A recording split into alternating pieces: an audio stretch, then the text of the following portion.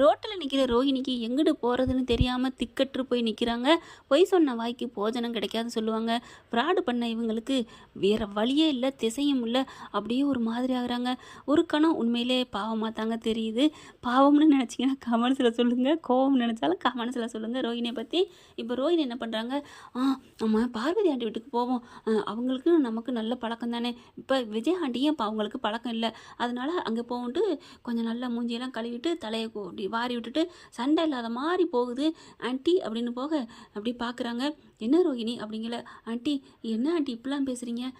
இல்லை, உன் மாமியாவுக்கு எனக்கும் ஆகாதுன்றுச்சு, அவங்க தானே அப்படி பண்ணாங்க, நான் என்ன பண்ணேன் அப்படின்னு சொல்லிட்டு உள்ளார வான்னு கூப்பிட மாட்டிங்களா? சரி சரி வா வா அப்படின்னு கூப்பிட்றாங்க.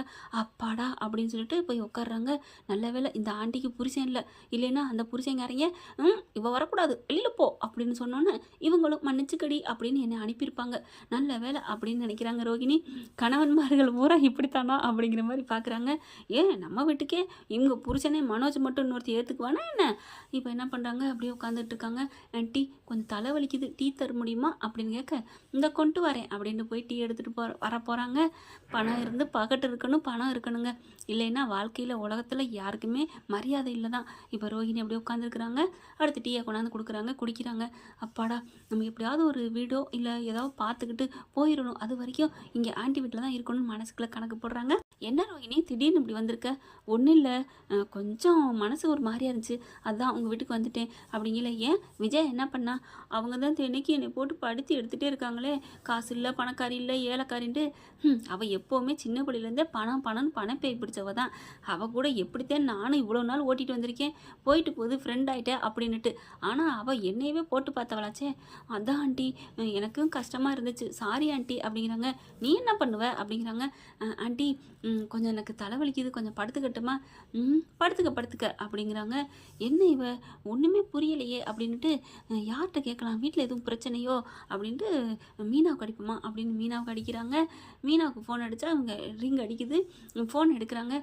என்ன ஆண்டி அப்படின்னு கேட்க, இல்லை வீட்டில் எதுவும் பிரச்சனையா? உங்களுக்கு எப்படி தெரியும்? அப்போ பிரச்சனையா? ஏன் இப்படி கேட்குறீங்க? இல்லை ரோஹிணி இங்கே வந்திருக்கா, ரோஹிணி அங்கே வந்திருக்காங்களா அப்படின்னு கேட்க, ஆமாம் என்ன பிரச்சனையா அப்படிங்கல எல்லாத்தையும் சொல்லிடுறாங்க. இதுதான் பிரச்சனைன்னு. ஓ அப்போ கல்யாணம் ஆகி பிள்ளை பத்தவளா? அப்பாடியோ பயங்கரமான ஆளாக இருக்காளே, உன் மாமியாவுக்கு நல்ல ஏத்தவ தான். ஆவுனா நான் கூட்டி வந்த மருமகன்னு பெருமை பித்துனால வேணும் உன்னை என்ன மாதிரி பண்ணிக்கிட்டு இருந்தா அப்படிங்கல. இல்லை ஆண்டி இன்னொரு அதில் ஒரு பிரச்சனை. என்ன? போகிற போக்கில் என்னையும் மாட்டி விட்டு போயிட்டா. உன்னே என்ன மாட்டணும்? இந்த மாதிரி அப்படின்னு சொல்ல, என்ன மீனா நீ மறைக்கலாமா? நான் என்ன பண்ணுவேன், அந்த பயலுக்காக நான் கொஞ்சம் மறைச்சேன். இப்போ என்னையுமே வீட்டில் யாரும் பேச மாட்டேங்கிறாங்க, நான் சமைக்கிறத யாரும் சாப்பிடவும் மாட்டேங்கிறாங்க அப்படிங்கிறாங்க. இப்போ என்ன பண்ணுறது?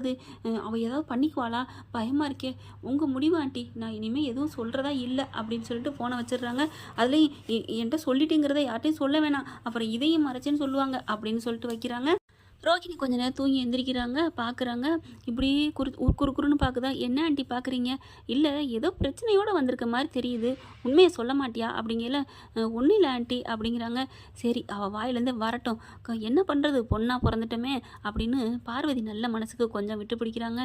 ஆனால் ரோஹிணிக்கு தெரியுது ஏதோ இந்த அம்மா மோப்பம் பிடிக்குது போட்டுக்கே, இது மோப்பம் பிடிக்கிறதுக்குள்ள நம்ம எங்கேயோ வெளியில் கிளம்பிடணும், இல்லாட்டி வீடு பார்க்கணும் அப்படின்னு சொல்லிட்டு ஆண்டி இந்த வர்றேன் அப்படின்னு வெளில போகிறாங்க. அப்பாடா வெளில போயிட்டா நிம்மதி அப்படின்னு சொல்லிட்டு பேசாமல் இருக்கிறாங்க. வெளியில் வரையில் அப்படியே ரோட்லேயே வந்துட்டு இருக்காங்க. நம்ம மனோஜ் கடைக்கு போவோமா, மனோஜ்கிட்ட போய் மறுபடியும் பேசுவோமா அப்படின்னு நினைக்கிறாங்க. வந்துக்கிட்டு இருக்கீங்களே இப்படி வாழ்க்கை போச்சே அப்படின்னுட்டு இருக்கீங்களே. இங்கே மீனா என்ன பண்ணுறாங்க, யாருமே பேச மாட்டேங்கிறாங்க. எவ்வளவோ அண்ணாமலைகிட்ட சொல்கிறாங்க, ஆனால் அண்ணாமலை கேட்கல. அதனால் மீனாவும் அங்கேருந்து கிளம்பிடுறாங்க. இனிமேல் நாங்கள் இருக்கலை, நான் எங்கள் வீட்டுக்கே போகிறேன் அப்படின்ட்டு கிளம்ப, போடி நீ ஃப்ராடு பண்ண, உனக்கு எதுக்கு இந்த வீட்டில் இடம், தப்பு பண்ணிவிட்டு தண்டனை அனுபவிக்கிறா அவள், ஆனால் தப்பே பண்ணாமல் தண்டனை அனுபவிக்கிறாங்க மீனா. வீட்டை விட்டு வெளியேறி மீனா வெளில வந்துட்டுருக்காங்க. இங்கே ரோஹிணி அப்படி பைத்தியம் முடிச்ச மாதிரி வந்துட்டுருக்கு. என் வாழ்க்கை இப்படி பாழாக்கிட்டாலே அப்படின்னு இருக்கல. கரெக்டாக மீனாவும் ரோஹிணியும் சந்திச்சுக்கிறாங்க. ஏய் நில்லு அப்படின்னு வேகமாக ஓடி வர்றாங்க. மீனா அப்படி பார்க்குறாங்க. போதுமா இப்போ என்னை நடுத்தரு கொண்டாந்துட்டியா, இதுக்கு தானே இப்படி போட்டு கொடுத்த, சொல்லுன்னு சொன்னியே, இப்போ சொன்னதுனால என்ன ஆச்சு, இதுக்கு தானடி பயந்தேன், ஏதாவது ஆயிரும்னு கேட்டிங்களா? யாத்தாக்காரி அதை விட எல்லாம் சேர்ந்து சொல்லி இப்போ கும்மி அடிச்சிட்டிங்களா என் வாழ்க்கையில், என் மனசை என்கிட்ட பிரிச்சிட்டிங்கல்ல. அதுக்கு நீ உண்மையோடு இருந்திருக்கணும். நீ பொய்யா நடந்துட்டதுக்கு என்ன சொல்றியா? ஆமாடி நீ தானே சொன்ன, வாங்க போங்கன்னு பேசினா அதே வாய் இன்னைக்கு வாடி போடிங்குது ரோஹிணி வாயால்.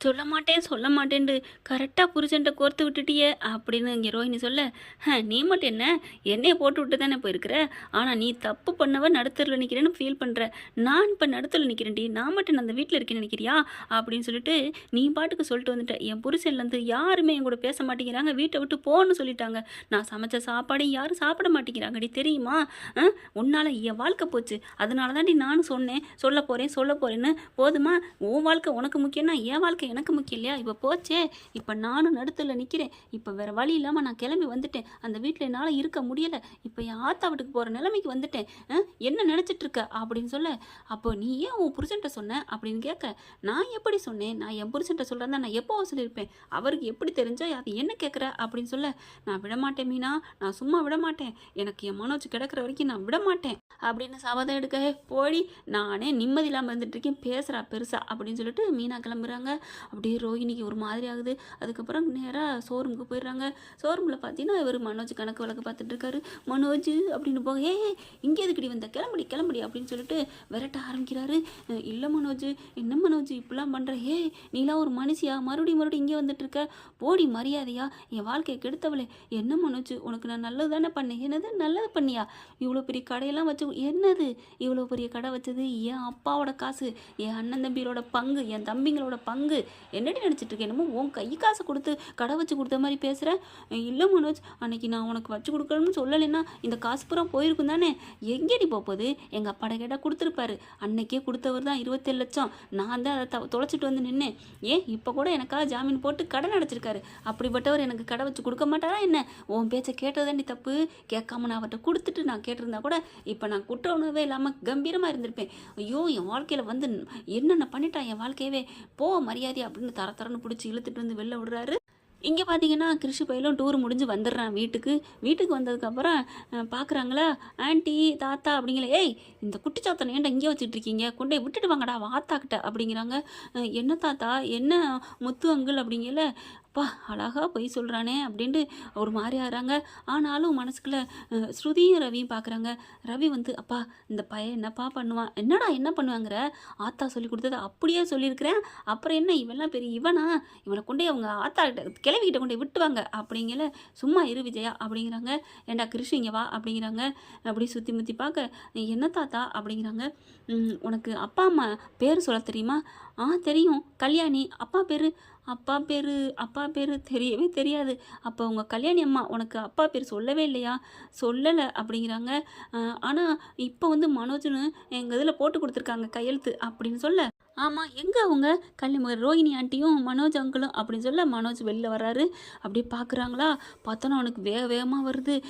எங்கே அப்படிங்கிற, அப்பா என்னம்மா பொய் சொல்லி நடிக்கிறான் அப்படின்னு சொல்லிட்டு இருக்கிற பயங்கரமாக திட்டுறாங்க. ஏன் பாட்டி என்ன திட்டுறீங்க, எதுக்கு அப்படின்னு சொல்லி ஒரு மாதிரி அழுக ஆரம்பிக்குது. ஓங்கி அறைய போகிறாங்க. பொய் சொல்லாதடா குட்டிச்சாத்தானே அப்படின்னு கொட்ட போகிறாங்க. நங்குன்னு வேறு தலையில் கொட்டிடுறாங்க. அம்மானு கத்துறான். உடனே அப்பா என்னப்பா அப்படிங்கிற, விஜயா அப்படின்னு சொல்லி பிள்ளைய இழுக்கிறாங்க.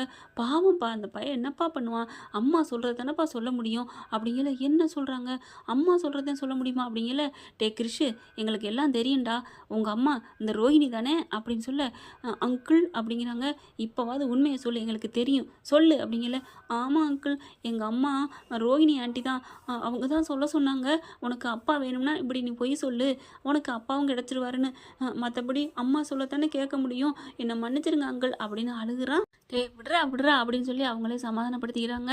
பேசாமல் அவங்க பாட்டியை வர சொல்லி, பாட்டி நம்பரு அது மீனாட்ட தான் இருக்குது, ஐயோ அவளையும் காணுமே, அவளும் கோச்சிட்டு வீட்டை விட்டு போயிட்டாலே அப்படிங்கிறதான் அண்ணாமலை பார்க்குறாரு. முத்து இப்போ இந்த பயலுக்காக நம்ம எவ்வளோ இறங்கி செய்ய நினைக்கிறோம், பாவம் நினைக்கிறோமே, அதை தாண்டா மீனாவும் நினச்சிருப்பா அப்படிங்கிற முத்து பார்க்குறாரு. என்னப்பா சொல்கிறீங்க, ஆமாடா இப்போ இந்த இவன் மேலே கோவம் வருது, இருந்தாலும் இவன் அழுதோன்னா பாவம் வந்துச்சு பார்த்தியா, அப்போ இந்த பிள்ளை பாவம்னு தோணுதுடா எனக்கே அப்படிங்கிற. மீனா கருணை உள்ள மனசு உள்ளவடா, இறக்க குணம் உள்ளவ, எல்லாம் ஒத்துமையாக இருக்குன்னு நினைக்கிறவ, அதனால தான்டா இந்த பிள்ளைக்காகத்தாண்டா அவள் சொன்னது கரெக்டாக தான் தோணுது, இந்த பிள்ளையும் அவளும் ஆத்தா மக்க 3 பேரும் உயிரை விட்டுருன்னு சொல்லலை, யாராக இருந்தாலும் அதுவும் நல்ல மனசு உள்ளவங்க போட்டு கொடுக்கணும்னு நினைக்க மாட்டாங்கடா அப்படிங்கிற ஸ்ருதி. ஆமாம் அங்கிள், ஆமாம் நான் நீங்கள் சொல்கிறது சரிதான், நான் வந்து அப்படிலாம் நினச்சதில்ல, பட்டுன்னு முத்து மாதிரி எதாக இருந்தாலும் போட்டு உடச்சிருவேன், ஆனால் மீனா அப்படி இல்லை, எல்லாரும் நல்லா இருக்குன்னு நினைக்கிறவங்க, அதனால தான் அவங்க மறைச்சிருப்பாங்க போல இருக்குது, ஆனாலும் மறைச்சாலும் அவங்களால இருக்க முடியல, அதனால தான் அவங்க ஒரு பித்து பிடிச்ச மாதிரி இருந்தாங்க, உண்மையை சொல்லியிருக்காங்களாம். ஆனால் இந்த ரோஹிணி தான் சொல்லாமல் இருந்திருக்காங்க அப்படிங்கிறாங்க. அப்பா இது எப்படி என்னால் தாங்க முடியலப்பா அப்படிங்கிறாங்க. அதுக்கப்புறம் இந்த பிள்ளைய கொண்டே அவங்க பாட்டிகிட்டே விட்டுருவோம், முதல்ல மீனாட்ட நம்பர் வாங்கு அப்படிங்கிறாங்க. நான்லாம் பேச மாட்டேன் அப்படின்னு முத்து சொல்ல ஸ்ருதி இருந்துட்டு விடுங்க முத்து, அவங்க அப்படி என்ன பண்ணிட்டாங்க, நாங்களாம் பேச மாட்டோம், நீங்களே பேசி வாங்கி கொடுங்க அப்படிங்கிறாங்க. டேய் இந்த பையனை என்னடா பண்ணுறது அப்படிங்கிறாங்க. இந்த பையன் பாவமாக இருக்குது பார்க்கையில். சரிப்பா நீங்கள் சொன்னதுக்காண்டி நான் அவகிட்ட போய் நம்பர் வாங்குகிறேன், வாங்கிக்கிட்டு அவங்க அம்மா பாட்டியை வர சொல்லி அவளாம் இனிமேல் இந்த வீட்டுக்கு வர வேணாம், டேய் கூட்டிகிட்டே போடா. அப்படியே அந்த மீனா வீட்டிலே வச்சுருந்து அவள் ஆத்தாக்காரியா அப்பத்தாக்காரியா அம்மாச்சிக்காரியா அவளை வர வச்சு அங்கேயே அனுப்புங்க அப்படிங்கிறாங்க. அப்படியே பார்க்குறாங்க. சரிப்பா அப்படின்ட்டு கிருஷ்ணை கூட்டிகிட்டு மீனா வீட்டுக்கு போகிறாங்க. மீனா அங்கே அவங்க வீட்டில் அப்படியே உட்காந்து அழுதுட்டு இருக்கான். அவனுக்கு தேவையாடி, ஏண்டி இப்படி பண்ண, உன் வாழ்க்கையை கெடுத்துக்கிட்டேடி, மாப்பிள்ளை எவ்வளோ தங்கமான மனுஷன்டி, அவர்கிட்ட நீ சொல்லியிருக்கணும்டி, அவர் ஏதாவது உன்ட்ட மறைச்சிருக்காராடி அப்படின்னு சொல்லி திட்டிக்கிட்டே இருக்கிறாங்க. அம்மா இதே எத்தனை வாட்டி தாம்மா என்கிட்ட சொல்லிட்டு இருப்பேன், நான் வந்ததுலேருந்து இதே தான் சொல்கிறேன், நான் எத்தனை வாட்டி வேணாலும் சொல்லுவேன்டி, தங்கமான மாப்பிள்ளை நீ மறைச்சது தப்பு அப்படிங்கல. கரெக்டாக முத்து வராரு. எல்லாத்தையும் கேட்டுட்டு அத்தை விடுங்கத்த, நீங்கள் புரிஞ்சிருக்க அளவு கூட யாரும் என்னை புரிஞ்சுக்கல அப்படிங்கிற மீன் அப்படி பார்க்குறாங்க. ஏங்க நான் தப்பெல்லாம் பண்ணலைங்க அப்படிங்கிறாங்க. நிறுத்திக்கோ அப்படின்ட்டு என்னடா கிருஷ் வந்திருக்க அப்படிங்கிற ஆன்ட்டி அப்படின்னு போய் கட்டி பிடிக்கிறாங்க. ஆன்ட்டி அங்கிள் ஆன்ட்டியை திட்டாதீங்க, எனக்காக தான் நான் உயிரை விட்டுவேன்னு தான் நானும் கெஞ்சினேன் மீனா ஆண்டி காலில் விழுந்து, அவங்க எனக்காக தான் என் உயிரை காப்பாற்றினடா, உனக்காக நான் எல்லாம் பண்ணுறேன்னு மீனா ஆண்டி சொன்னாங்க அப்படின்னு கிருஷ் சொன்னதுனால கொஞ்சம் மனசு மாறுறாரு முத்து. அதே மாதிரி எங்கள் அம்மாவையும் வெறுத்துறாதீங்க, அவங்க அம்மாவை ஏற்றுக்காது எங்கள் கையில் இல்லைப்பா, அது மனோஜ் கையில் இருக்குது, இப்போதைக்கு நீ உங்கள் பாட்டிக்கிட்டே போ. இல்லை நான் போக மாட்டேன், நான் நம்ம வீட்டில் தான் இருப்பேன். நம்ம வீட்டில் நீ எப்படி இருக்க முடியும், உங்கள் அம்மா உங்கள் பாட்டி வீட்டுக்கே போயிடுச்சுடா. அப்படியா அப்படிங்கிறாங்க. ஆமாம் அப்படிங்கிறாங்க. அப்போனா நான் போகிறேன் அப்படின்னு சொல்ல அவங்க பாட்டிக்கு ஃபோன் பண்ணி வர சொல்கிறாங்க. அவங்களும் ஒரு 2 மணி நேரத்தில் வந்துடுறாங்க. வந்த கையோட எல்லாத்தையும் சொல்லி ஒப்படைக்கிறாங்க பேரனை. மீனா முத்து என் பிள்ளை வாழ்க்கையை கெடுத்துடாதீங்கம்மா, என் பிள்ளை வாழ்க்கையை காப்பாற்றுங்கம்மா. ஏம்மா மற்ற எல்லாம் உணவு உடுக்கை பாடம் படுக்கை இடம் சாப்பாடு வீடு எல்லாத்தையுமே கொடுத்துடலாம், கொடுக்க முடியாது உயிரும் தாலி, இந்தம்மா தாலி கட்டின புருஷன்தாம்மா வாழ்க்கையை கொடுக்க முடியும், நாங்கள் என்ன பண்ண முடியும், அதுக்கு மனோஜ் ஒத்துக்கணும் அப்படிங்கிறாங்க. அதுவும் சரிதான், எப்படியோ காலம் பார்ப்போம் என்ன நடக்குதுன்னு.